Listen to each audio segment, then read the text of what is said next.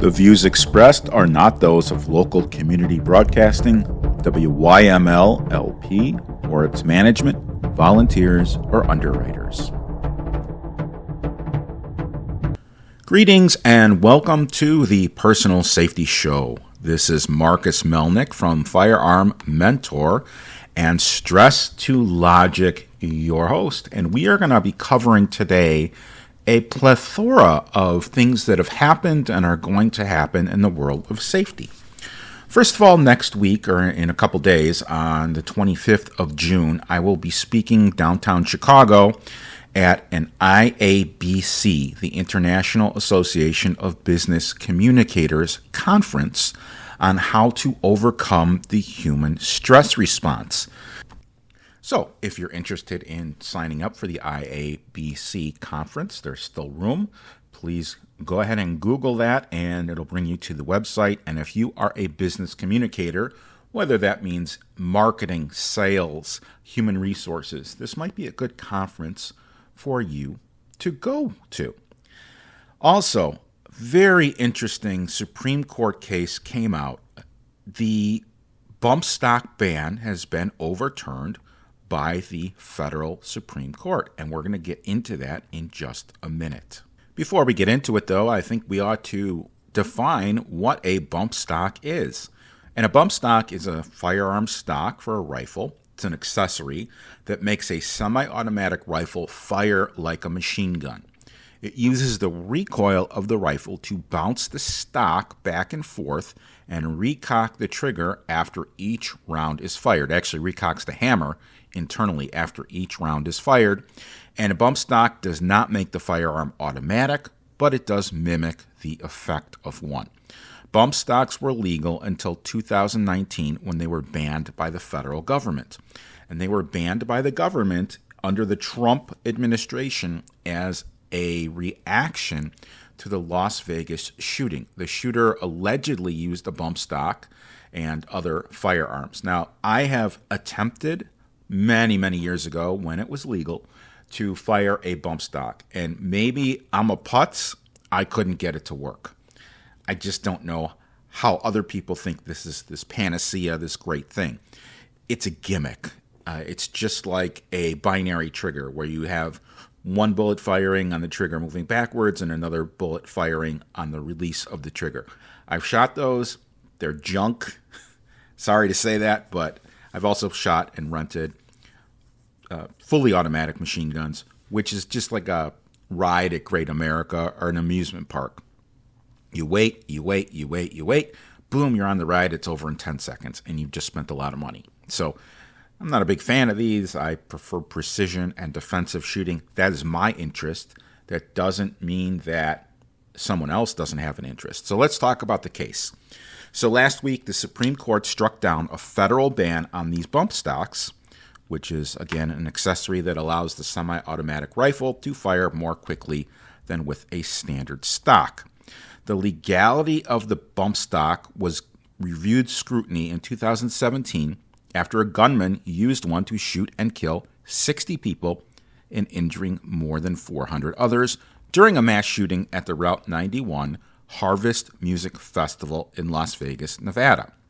The Supreme Court ruled 6-3 on Friday that the 1934 National Firearms Act's ban on the public sale of fully automatic weapons or machine guns cannot be interpreted to cover a ban on the use of bump stocks. The court's 6 conservatives ruled to overturn the bump stock ban, while its 3 liberal justices dissented. Today, the court puts bump stocks back in the hands of civilians, said Justice Sonia Sotomayor, who wrote in her dissenting opinion. To do so, it casts aside Congress' definition of machine gun and seizes upon one that is inconsistent with the ordinary meaning of the statutory text and unsupported by context or purpose. When I see a bird that walks like a duck, swims like a duck, and quacks like a duck, I call that bird a duck. A bump stock equipped semi-automatic rifle fires, quote, automatically more than one shot, end quote, without manual reloading by single function of the trigger. Because I, like Congress, call that a machine gun, I respectfully dissent. Now, Sonia Sotomayor is extremely intelligent. I see both sides of the argument. However, it's not a firearm. Therefore, it should not be covered in the National Firearms the National Firearms Act of 1934. So the federal ban on bump stocks was implemented under the administration of former President Donald Trump. And in 2018, the Bureau of Alcohol, Tobacco, Firearms, and Explosives, or most commonly ATF, clarified that a National Firearms Act supported a ban on bump stocks. The rule was challenged in 2019 by a firearms dealer in Texas. 18 states have implemented their own bans of the sale of firearm accessories, including Illinois. So you could not get a bump stock in Illinois. And there have been several posts on social media about that. And one of my friends have said nearly every article that he's read has been full of hysterics and false information. He also said, and I agree with him, the Supreme Court got it right in this case, but they're not saying that bump stocks are great. You should still be generally worried about the justices who dissented, as they are willing to ignore the law to legislate from the bench, which is a frightening prospect. Here are some quick points about the entire fiasco. You can fire a semi-automatic rifle just as fast as a bump stock by bump firing, which requires no additional technique. It is no additional equipment. It is just a technique. And that's where you hook your thumb through the belt loop, and your thumb and the belt loop become the bump stock. The stock was designed to allow people who are disabled to perform that same bump firing technique, which would normally require two working hands or arms. They were okayed by the ATF under Obama and then banned by the ATF under Trump. The Supreme Court ruled, this is the crux of it, that the ATF overstepped its bounds, declaring bump stocks as machine guns, but is contradicted by the current legislative definition of a machine gun, which was defined by law in Congress in the 1930s. The ruling doesn't say they cannot be banned, only that the ATF cannot itself change a definition that was passed in legislation by Congress. This is the correct call, and we don't want enforcement agencies to be able to change laws. That is Congress's job. Even Dianne Feinstein, the anti-gun Democrat, pointed out that they made the rule that the ATF lacked standing to do so. The court needs to call it as the Constitution dictates, not based on feelings, which is how the dissenting judges ruled. If they had won the case, a dangerous precedent will be set, allowing agencies to override legislation passed in Congress, which would lead to total chaos. To address this issue, Congress needs to enact legislation for the ban, plain and simple. Congress makes laws. Executive branch ratifies and enforces. Judicial branch makes decisions based on challenges to laws as a check and balance. As soon as you get justices willing to go outside that role and expand the meaning of the Constitution to satisfy laws passed by the legislative branch, the process is broken. How American is that? That is absolutely great. I totally respect this guy. I'm not going to mention his name. However, he is a friend of mine, and I totally love the guy, love his family. It's absolutely fantastic. So that is part of national news. On the international level, I had another friend. He is an FFL in Libertyville. His name's Ben. And he actually contributed to part of my book by telling me a story that got featured in my book, Not the Opposite of Safe, Overcoming the Hot Stress Mess, on how positively he had a stressful incident when he proposed to his wife. And stress can be positive or negative. He just came back from Israel. The gentleman is not Jewish, yet went to Israel to volunteer with SAR-L. And he posted a really long social media post, and I want to share some of the highlights with you on his experience in Israel. I just find this fascinating. He said, "This is not a vacation. It's a work interspersed with experiential learning, and if you're lucky, some really cool things to see. Much of it is what you make of it. You can choose to work hard, or you can pretend to work. You can choose to engage with others, or you can hide in the shadows. If you think you would do the latter, don't bother going." He went on to say, "The enjoyment and value are in the sweat, teamwork, and sense of shared sacrifice. Speaking of shared sacrifice, I have not been the first to notice the incredible bravery and selflessness of the IDF soldiers. Many of those whom I met were either 19 or 20 years old, and a few were in their mid-20s, absolutely dedicated to their mission. After all, they're not fighting in some faraway land. They are literally fighting in and for their own backyards. One soldier that I spoke with said that he can see the battlefield from his family's house in Ashkelon. He is not alone. When the alarm sounded on October 7th, Israelis responded in force. In fact, they had a 140% response from reservists worldwide. That means they had 40% more people show up to fight than they even asked for. These soldiers dropped what they were doing, left their jobs and families, and showed up ready to fight.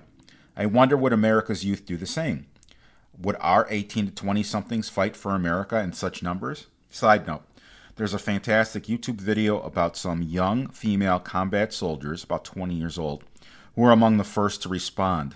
This all-female unit jumped in their tanks and armored vehicles, and with almost no direction from superiors, headed south into battle, killing dozens of Hamas invaders along the way. Some terrorists they killed with their machine guns, others with the tank's main guns, and still others they just ran over as they didn't have time to slow down. According to the video, this was probably the first time in modern history that an all-female armored unit actually engaged in combat. And by all accounts, they did their jobs admirably. Bravo. Getting back to volunteering, I won't bore you with the application process. You can read all that stuff on SAR-L's website. That's SAR-EL. Below are the details not on the website that you should know. Location of the assignment. Well, you'll be assigned to an IDF, that's Israeli Defense Forces, Army, Navy, Air Force, or Joint Logistics Base. You'll find out which one on the Sunday that you report. If you're staying more than a week, you might change bases, but you might not.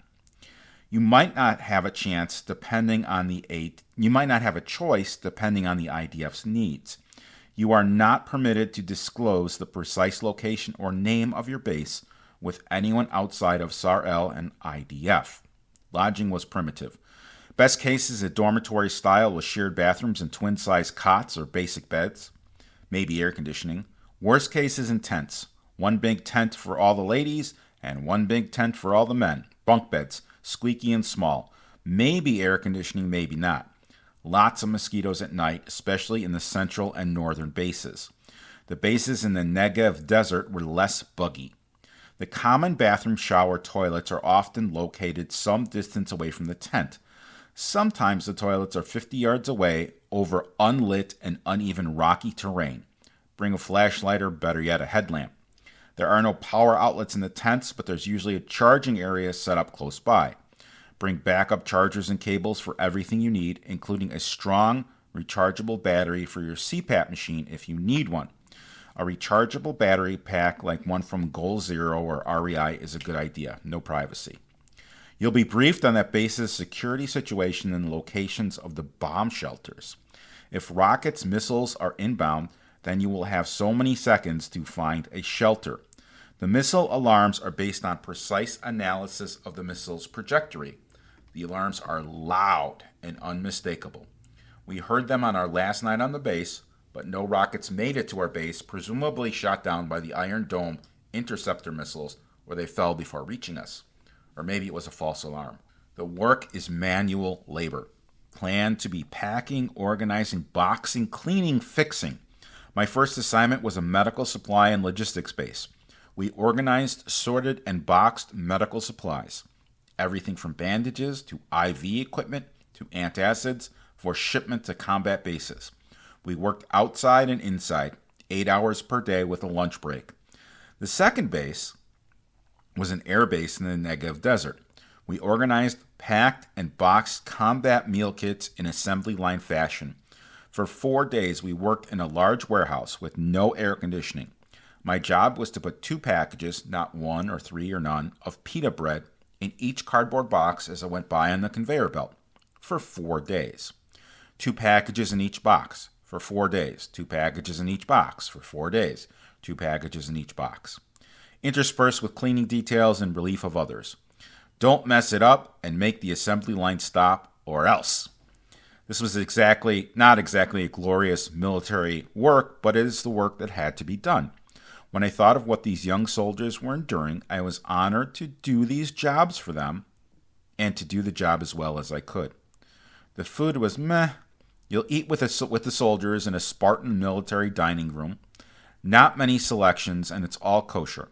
For those who are unfamiliar with kosher rules, the biggest one is that you cannot have dairy and meat in the same meal. So usually dairy is available in the morning, meat for lunch, which was the biggest and best meal of the day, and dinner, which was unremarkable at best. Don't be last in line or you risk them being out of food. There are usually no other food options and you are not permitted to leave the base. Expect a lot of runny eggs, cucumber and tomato salads, tahini, eggplant, cucumbers, and other questionable meats. You can live on it and you will lose weight. Beverages were water, slightly flavored pink water. Terrible instant Israeli coffee that neither looks good nor tastes like coffee. I describe it as mildly flavored dirt and water. That's it. Coke and other soft drinks may be found in one or two vending machines somewhere on the base, but good luck. They don't always work. Now, the funny thing is we have a cousin who was from Israel, and he made us Israeli coffee. And I will agree with my friend Ben. Yuck. A quarter of the bottom of the cup was coffee grinds. It was so disgusting. He loved it. I couldn't stand it. It was very, very strong. The Israeli Defense Forces supplies you with one used green uniform shirt, one used pair of green cargo pants, and one used green web belt. You supply your own underwear, socks, t-shirt, shorts, boots, and hat. You read that right. One uniform for the whole week. Wearing the uniform is mandatory while on base, except in the evenings in the vicinity of your barracks. After hours during your stay, your volunteer group will have one or two soldiers assigned as your madrikots. Think of them as your camp counselors. They're usually young female soldiers with less than a year of service. They frequently had activities planned, but only for an hour at most. Quiz games, Hebrew lessons, etc. A few times we had a guest speaker, including the Brigadier General for Armored Divisions. Other than that, we spent a lot of time talking, playing cards, and when all else fails, going to bed early. No booze or drugs on the base. The airbase sometimes kept us up with the noise of the fighter jets coming and going, as well as explosions in the distance as they made their attacks. Living as a volunteer is as rewarding as you make it. Your time and movements around the military bases are strictly controlled. You are, in reality, in the Army. The work is mundane, but somehow it also lifts your spirit knowing that you are doing something meaningful for the fighting soldiers and for Israel. A few folks never quit complaining. My tolerance level was that if the issue or condition was worse for the soldiers in the field, then I have no basis to complain. Most of the issues we would just joke about with each other and drive on. Here's a typical schedule. 7 to 7:45 a.m. is breakfast. 7:45 is flag raising, singing the songs to Hatikva, and you can bring a small cheat sheet with a transliteration. Hatikva is the Israeli national anthem. And actually, when you fly to Israel and you get off the plane, it plays in the airport as well. From 8 to 12:30, there's work. 12:30 is lunch for an hour. 1:30 to 5 is also work. 6 to 7 is dinner, and 7 p.m. is the group activity. Your days off are Thursday afternoon until Sunday morning. On Thursdays, your group is bussed back to Tel Aviv, and you are on your own until Sunday morning. In Israel, the work week is Sunday to Thursday, with the observance of Shabbat beginning Fridays. Shabbat is the Jewish Sabbath. It begins Friday night and ends an hour after sundown on Saturday. Many shops and restaurants are closed. They're closed early on Friday, and just about everything is closed on Saturday until sundown, including public transportation. Book your tours early. There's plenty to see and do in Tel Aviv and Jerusalem, which is about an hour to an hour and a half by train. Sunday morning, you'll report back to the airport for your next week's base assignment. No photos of soldiers unless they consent. No photos of equipment, armored vehicles, weapons, vendor supplies, Base addresses anything with markings that show their origin, and there's no Wi-Fi on the base. Other volunteers were as diverse as you could possibly imagine. In my groups, we had volunteers from Germany, Sweden, Mexico, Puerto Rico, mainland USA, Canada, UK, South Africa, Argentina, Brazil, France, Estonia, and Italy. I think I was the only volunteer that only spoke one language. It wasn't a problem, but sometimes it was tough to join a conversation if no one was speaking English. Also, somewhat surprising that only about 40 to 50% of the volunteers who I met were Jewish. They came because Israel shares their Western values, and this war will affect us all. Better to fight and win now rather than fight a bloodier war in 5 years. I want my listeners to know that this is my dream, teaching people about safety. If it weren't for you, if it weren't for my listeners, I couldn't live my dream. So on behalf of my family and myself, I want to thank each and every one of you for allowing me to live my dream. And I also want to continue to live my dream, and I'm excited to continue to spread the word of safety. Recently, I began a new service as a conference keynote speaker. So if anyone would like for me to speak at future events, or if anyone knows of an introduction or would like to discuss how we can work with one another, I'd love to do just that. The keynote speaking website is www.stress2logic.com. That is STRES2logic.com. If you're aware of any conference speaking engagements where you'd like to have me speak, I'd love an introduction. You can always share my electronic business card, which is Marcus Melnick, MarcusMelnick.com. Now, back to the show. If you've been a fan of the show for a little while, you know that I interviewed Tiffany Hinton, who is part of Cultivating Guts, and she teaches people how to homestead, which is grow their own vegetables. They have solar panels, generators. It's basically being self-sufficient. And I was extremely impressed with her home, and they have live chickens there. And she recently reached out to me, and why is this in the show? Does this have to do with the personal safety show? Well, being self-sufficient is part of what we all need to do, because the police aren't going to necessarily come in and save us. If we lose utilities, if we lose look at the pandemic. No one came in to save us. Toilet paper was gone. A lot of people had to fend for themselves. So she has a press release that I'm going to go through and tell everyone about the chickens. So I always like to do something lighthearted. One of my favorite lines from the movie Spaceballs is when Colonel Sanders doesn't want to go to ludicrous speed, which is the fastest that the spaceship will travel. And Dark Helmet says, "What's the matter, Colonel Sanders?" "Chicken."